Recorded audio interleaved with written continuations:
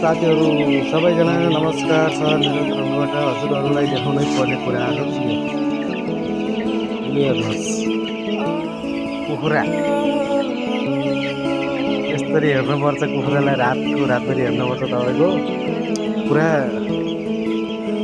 आँखा दुख्छ नसुतेर रातभरि चलाउनु पर्छ सुत्नै परेन नि सुत्नु चाहिँ तपाईँको मर्यो भने यही गरेर गाह्रो छ जिन्दगीमा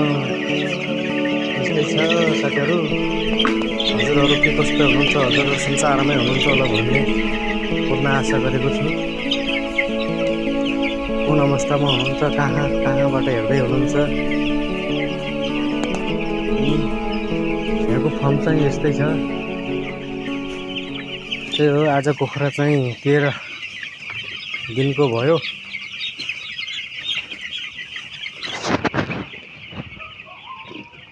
अब चाहिँ हामी चाहिँ यो दानाको भारा चाहिँ मिलाउने तयारीमा छौँ आज भर्खरै यो 2 खाना कुखुरा 2 खानामा सारेको पहिले चाहिँ यो त्यहाँ थियो जो सिलिन्डर छ त्यहाँनिर थियो त्यहाँबाट 2 खाना बराको यतामा यो भुसमा हालेको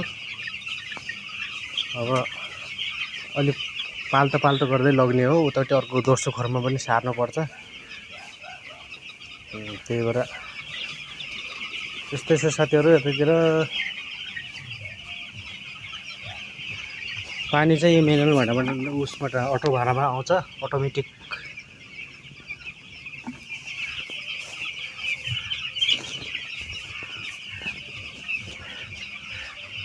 साथीहरू के छ यस्तै हो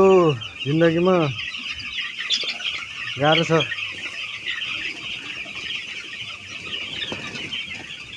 यति 4वटा ग्यास बाल्नुपर्छ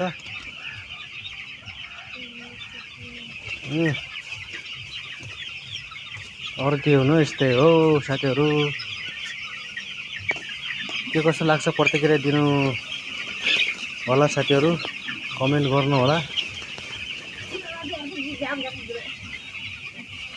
फलो गर्नु होला लाइक कमेन्ट शेयर फलो गर्नु होला